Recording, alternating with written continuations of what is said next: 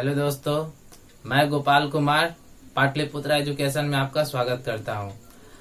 दोस्तों, आज मैं वास्तविक संख्या का प्रश्नावली 1.2 पे चर्चा करेंगे। पिछले वीडियो में मैंने प्रश्नावली 1.1 का एग्जाम्पल और उसके सारे क्वेश्चन मैंने सॉल्व कर दिया है और उससे संबंधित क्वेश्चन भी मैंने आपको दे दिया है। तो आपने अगर होमवर्क नहीं बनाया है तो उसको बना लीजिए और बना करके टेलीग्राम चैनल पे या व्हाट्सएप पे मैसेज कर दीजिए। तो चलिए आज डिस्कस करते हैं प्रश्नावली 1.2 के बारे में। हमने जो भी वीडियो में पढ़ाया था उसी से संबंधित आज हम बात करने वाले हैं, क्योंकि ये सब पीछे एक दूसरे से इंटरलिंक है। तो देखते हैं यहाँ पे क्वेश्चन क्या है आपका। सबसे पहले हम देखते हैं कि अंकगणित की आधारभूत प्रमेय। तो अंकगणित की आधारभूत प्रमेय यानी फंडामेंटल थ्योरम ऑफ अरिथमेटिक क्या होता है उसके बारे में जान लेते हैं। तो देखिए यहाँ लिखा हुआ है, प्रत्येक भाज्य संख्या को अभाज्य संख्याओं के धनात्मक घातों के गुणनफल के रूप में व्यक्त किया जा सकता है तथा यह गुणनखंड अभाज्य गुणनखंडों के आने वाले क्रम को छोड़कर अद्वितीय होता है। अर्थात इसका मतलब क्या है कि जितने भी भाज्य संख्या है सारे भाज्य संख्या को अभाज्य संख्याओं के धनात्मक घात के गुणनफल के रूप में लिखा जा सकता है। मीन्स ये देखिए, मान लेते हैं ये आपका है भाज्य संख्या। भाज्य संख्या के बारे में बताया था कि वैसे संख्या जो एक से कटे, खुद से कटे, इसके अलावा किसी और संख्या से भी कट जाए उसको भाज्य कहते हैं। तो जब हम इसको इस तरह से जब हम लिखते हैं तो देखिए आपका फाइनली यहाँ पे आकर के क्या होता है, 20 जो है कितने रूप में आया, 2 स्क्वायर इंटू 5, यानी कि देखिए 20 जो है किस रूप में बदल गया, 2 और 5 के। अब ये 2 और 5 अभाज्य संख्या ये गुणनखंड के रूप में आ गया, उसका धनात्मक घात आ गया। यहाँ पे देखिए लिखो धनात्मक घातों के गुणनफल के रूप में। तो धनात्मक घात 2, इसका 1, और ये क्या हो गया, गुणनफल के रूप में आ गया। गुणनखंड अभाज्य गुणनखंडों के आने वाले क्रम को छोड़कर। अब इसको आगे पीछे भी हम लिख सकते हैं। अब इसको आसान शब्दों में ऐसे समझेंगे कि जितना भी भाज्य संख्या है, जितना भी भाज्य संख्या, उसको अभाज्य संख्या के गुणनखंड के रूप में व्यक्त किया जा सकता है, चाहे गुणनखंड का क्रम जो भी हो। Every composite number can be expressed as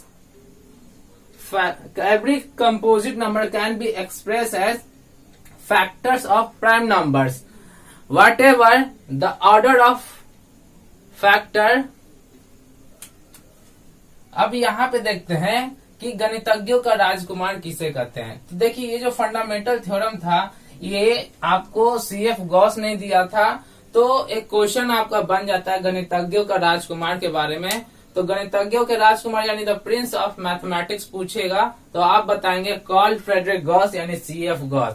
इसके अलावा 2-3 क्वेश्चन और इससे पूछ लिया जाता है कि ज्यामिति के पिता के बारे में अगर बोलेगा, ज्यामिति के पिता, तो ज्यामिति के पिता होते हैं यूक्लिड। आधुनिक ज्यामिति के पिता या ज्यामिति के पिता यूक्लिड बोलना है। फिर आपका अगर निर्देशांक ज्यामिति का पिता बोलेगा या जनक बोलेगा तो क्या लिखना है, के पिता, तो इसको लिखेंगे रेने दकार्ते। तो 2-3 बातें इंपॉर्टेंट याद रखनी है। फिर यूक्लिड की एक पुस्तक है द एलिमेंट्स, एक ये भी पूछ लिया जाता है कि द एलिमेंट्स के लेखक कौन है। तो द एलिमेंट्स के लेखक है यूक्लिड, इन्होंने लिखा था 13 खंड में यह पुस्तक है। यही सब इसी एलिमेंट्स में से ही, मतलब द एलिमेंट्स बुक में से ही हम लोग पढ़ाई करते हैं। अब उसके बाद एक और क्वेश्चन बन जाता है आपसे, अगर प्रायिकता सिद्धांत के बारे में पूछेगा कि प्रायिकता सिद्धांत के जनक कौन है, तो प्रायिकता सिद्धांत के जनक है कोलमोगोरोव।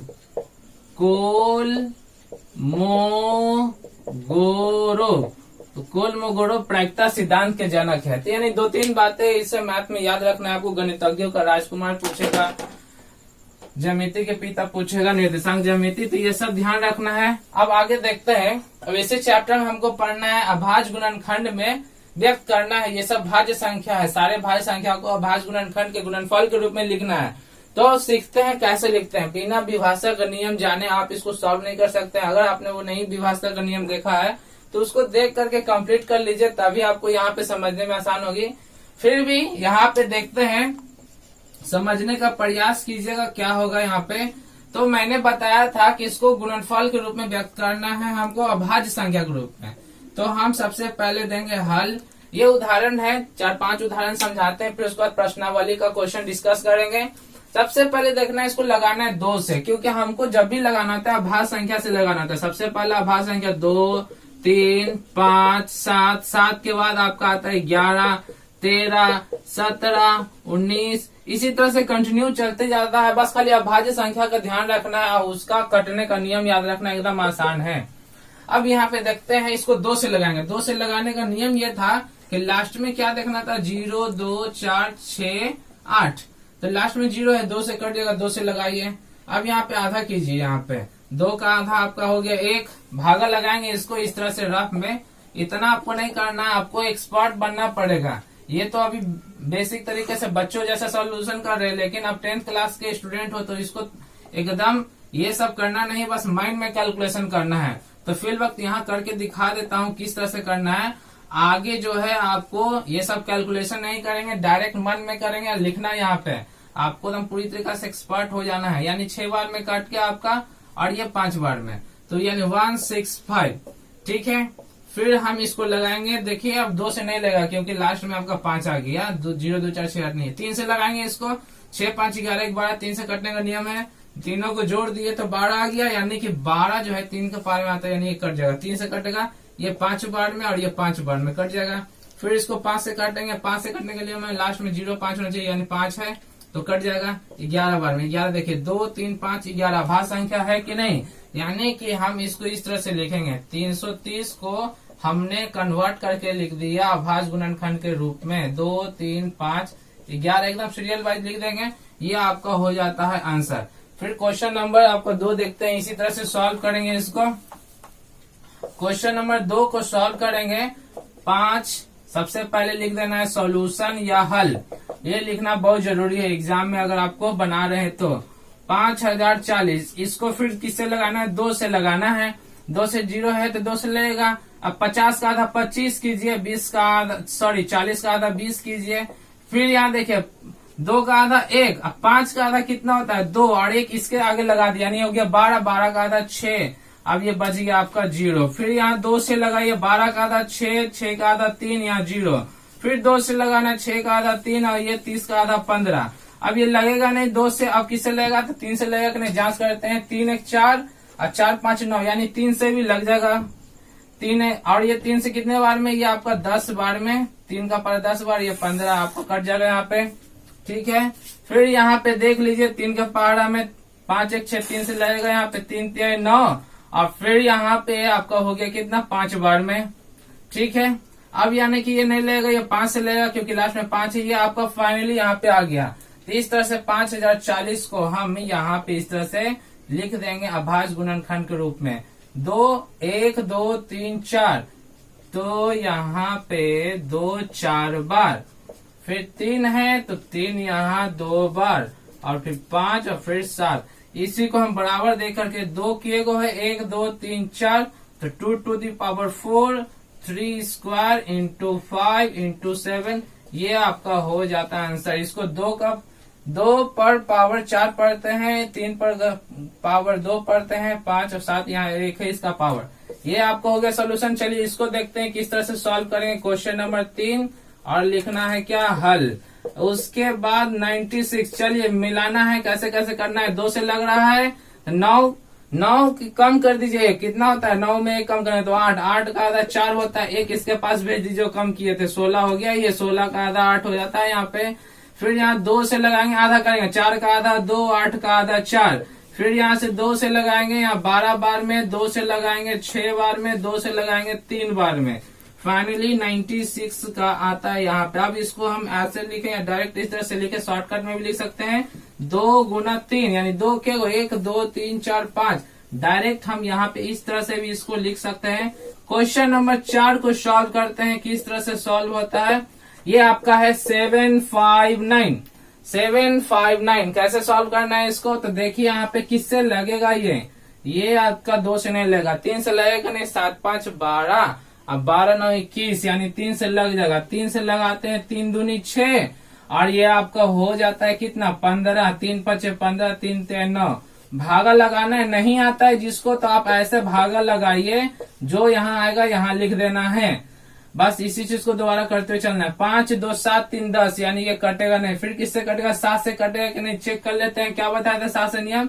लास्ट वाले का दुगना करना है। 3 का दुगना 6 होता है, बचा 25, तो 25 में से 6 घटाए 15 में से 6 गया, बचा 9, और ये हो गया आपका कितना? 1 हो गया यहाँ पे, यानी कि कट रहा है तो किससे कटेगा? 11 से कटेगा कि नहीं? 11 से बताया 1 लीजिए, 1 छोड़िए। 1 लेना है और 1 छोड़ना है, तो यहाँ देखिए 1 लिए और 1 छोड़ दिए, इसको लिए, इसको छोड़िए, इसको लिए, यानी कि अल्टरनेट लेना है। 3 2 5 जोड़ देना आपस में, बचा ये 5, इसको घटाइए, 0 आ गया, यानी कि 11 से ये कट रहा है। तो 11 से कटने के लिए नियम यह है, अल्टरनेट लेते हुए चलना है। चलिए 11 से इसको लगाएंगे कितने बार में? 11 दूनी 22, 11 तिहाई, आपका कितना हो जाएगा? यानी 23 भी आपका भाग संख्या, यानी कि 759 जो है आपको लिख सकते हैं 3 गुना 11 गुना 23। अब हम क्वेश्चन नंबर 5 को देखते हैं किस तरह से सॉल्व करना है। क्वेश्चन नंबर 5 है आपका 9240, तो इसको लगाना है आपको 2 से, क्योंकि लास्ट में 0 है। तो कितने बार में? 4 बार में, ये आपका 6 बार में, ये आपका आधा हो गया। फिर 2 से लगाना है, 2 का आधा 4 3 1 0। फिर 2 से लगाना है, तो यहाँ 11, यहाँ आपका 5, यहाँ 5। 3 से लगेगा 5 5 10 11 एक बार, यानी 3 से लग जाएगा, 3 क्या 9, आपका हो जाएगा 3 8 24 और 3 5 15। फिर 8 3 11 5 16, नहीं कटेगा 3 से, यानी आप काटना है 5 से, क्योंकि लास्ट में 5 है। तो 5 का 12 से काटिएगा तो इस 7 बार में, और ये आपका कट जाएगा 5 7 35, ये आपका कट जाएगा 5 7 35 7 बार में। फिर 7 बार में, फिर 11 बार में। इस तरह से ये आपका सॉल्व होता है। 9240 बराबर 2 आपका कितना? 2 to the power 3 इंटू आपका, फिर बचा 3 इंटू 5 इंटू 7 इंटू 11। तो ये प्रश्नावली 1.2 का आज क्वेश्चन सॉल्व करते देखते हैं। और यहाँ पे आपका पहला क्वेश्चन है 140। तो इसको सॉल्व करने के लिए जैसे अभी सॉल्व किए थे उसी तरह से इसको सॉल्व करेंगे। क्या करना है? 2 से लगाना है, कितने बार में? 7 बार में, और ये 0 उतर जाएगा 2 से, ये 35, फिर आपका 5 और ये 7, यानी कि आपका आ गया 140 का जो है गुणनखंड आ गया 2 5 7। 2 आपका 2 गो है, इसलिए पावर 2 दे देना है। 3 क्वेश्चन नंबर 2 सॉल्व करते हैं। 1 5 6 पहले दे देना है हल। 1 5 6 सुंदर हैंड राइटिंग में एग्जाम में लिखना है ताकि मार्क्स अच्छा मिले। साथ साथ मैथ बनाने के साथ साथ सारे सब्जेक्ट का भी आपको हैंड राइटिंग होना बहुत ही सुंदर होना बहुत ही जरूरी है। तो इसको हम 7 से लगाएंगे, फिर लगेगा ये 8 से, फिर लगेगा आपका ये 8 है तो कट जाएगा 2 से, तो कितना? 3 और 9। फिर आपका ये लगेगा 3 से 13 बार में, यानी कि 156। ये जो है इतना जल्दी जल्दी मैं लगा रहा हूँ, इस सब के पीछे एक कमाल है। विभाजता का नियम बस याद है तो प्रैक्टिस है तो जल्दी जल्दी बन सकता है। इसी तरह आपको भी सॉल्व करना है, आपको फास्ट होना जरूरी है, तभी आप एग्जाम में अच्छा स्कोर कर पाओगे, ज्यादा से ज्यादा मैक्सिमम क्वेश्चन अटेम्प्ट कर पाओगे। मैं आपको 100 में 100 मार्क्स दिलाने की गारंटी लेता हूँ। बस आपको हमारे साथ मेहनत करना है लगातार। ये देखिए 5 है, लास्ट में 3 से कटे कि नहीं चेक करते हैं। 8 2 10 और 5 3 8 18 आ रहा है यहाँ पे, यानी कि 3 से कटेगा 1 बार में, ये आपका 2 बार में, ये आपका 7 बार में, ये 5 बार में। फिर देखें कटेगा कि नहीं कटेगा। 7 3 10 5 15, फिर कटेगा 3 से, 3 चौके 12, 3 दूनी 6, 3 5 15। फिर देखते कटेगा कि नहीं। 4 2 6 5 नहीं कटेगा। फिर 3 से नहीं कटेगा तो 5 से काटेंगे। अब हाँ संख्या से ही काटते हुए चलना है, तो 5 8 40, 5 5 25, फिर 5 से काटेंगे। आपका कितने बार में? 17 बार में। तो आपका क्वेश्चन नंबर ये हो गया 3 का सॉल्यूशन 3825। देयरफॉर यहाँ पे दे देना है बराबर 3 इंटू 5 इंटू 17। ये आपका हो जाता है सॉल्यूशन। ये सब आंसर सब में क्या करेंगे? लगा देंगे इस तरह से। क्वेश्चन नंबर 4 देखते हैं। क्वेश्चन नंबर 4 है आपका 5005। तो इसको 5 5 10 5 से काटेंगे, ये आपका कटेगा कितना से? एक बार में। फिर ये देखिए कितना से कटेगा ये, तो ये आपका लास्ट में एक आ गया। देखिए 7 से कटेगा कि नहीं। अंतिम अंक का दुगना करना है, 1 का दुगना आता है 2, फिर यहाँ 10 में से 2 गया बच्चा 8, और ये हो गया 9 यहाँ उतर गया। फिर से वही 7 से कटेगा कि नहीं, तो फिर क्या करना है, अंतिम अंक का दुगना, तो दुगना करेंगे 16 में से 9 जाएगा तो आपका कितना हो जाएगा 7। या नहीं तो आप ऐसे भी इसको 7 से नहीं है इतना, तो समय बचाने के लिए इसको फटाफट यहाँ पे भी आप ऐसे कर सकते हैं, तो यहाँ से भी आपको पता चल जाएगा। तो यानी 7 से कट गया, कितने बार में कट गया, तो यहाँ पे 7 से काटना है तो भागा लगा करके देख लीजिए कितने बार में कटा है यहाँ पे। चलिए यहाँ पे 7 से काटने के लिए 7 एकम 7, फिर आपको बचेगा 30 4 बार में, और फिर ये 3 बार में। फिर इसको ये 4 1 3 7 1 8 फिर किससे 7 से नहीं कट रहा, 11 से काटना है इसको, तो 11 से कट जाएगा यहाँ पे।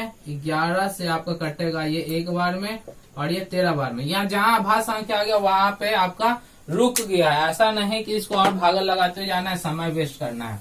बस खाली जानना है कि आभास संख्या कौन कौन है। 25 गो होता है 1 से लेकर के 100 के बीच में, उसको अच्छे से जान लीजिए, पहचान लीजिए कौन कौन होता है, और उसका नियम याद कर लीजिए किसका किसका कितना से क्या क्या करता है। और मैथ एकदम बिल्कुल आसान हो जाएगा। मैथ में कोई दम नहीं होता है, बस सिर्फ क्या है, पढ़ाने वाला अच्छा होना चाहिए। बस आपका तो मैथ इतना आसान हो जाएगा कि पूछिए मत। इससे भी बहुत सारा इजी टेक्निक है। 7429 ये देखिए एक अलग तरह का क्वेश्चन है, और ये हमेशा जो है कभी कभी पूछ देता है, तो बस इसको याद रखना है कि इसका कितना थे। कोई कोई क्वेश्चन का आंसर जो होता है याद ही रखना पड़ता है, क्योंकि आप इसको भागा लगाते जाइएगा टाइम वेस्ट होगा। डायरेक्ट ये लगेगा आपको 17 से भागा लगेगा आपको डायरेक्ट।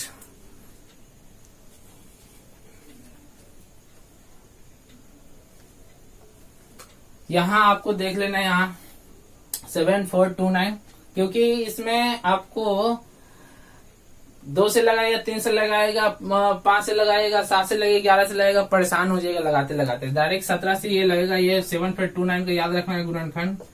17 से एक भी याद रख लीजिएगा तो आपको देख लेना है यहाँ पे 7429। अब ये 17 का पारा कितने बार में कटेगा, 17 दूनी 34, 17 चौके 68, 14 में से 8 गया बच्चा आपका कितना 6, ये 2 बार में। 17 दूनी 34, 3 बार में लगेगा ये। 2 में से 1 गया बच्चा आपका 1, 6 में से 5 गया बच्चा आपका 1, ये 19 बार में। 17 का टेबल नहीं भी याद है तो टेबल का भी एक टेक्निक है। किसी किसी को 10 तक की टेबल याद है, किसी किसी को नहीं भी याद है, तो सबको याद रखना जरूरी है। ठीक है, ये जितना ज्यादा आप याद रखिएगा उतना ज्यादा आसान होगा। यानी कि 7 बार में आपका कट जाता है, तो आपका कितने से कटा फाइनली 437 से। अब ये इसको कितना से काटेंगे, इसको 17 हो गया।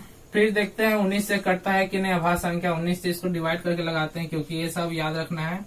4 3 7 19 से कटेगा 19 दिन 2 बार में काट के देखते हैं। 13 में से 8 गया बच्चा 5, और ये हो गया आपका कट गया यहाँ से, यानी कि 19 और ये 23।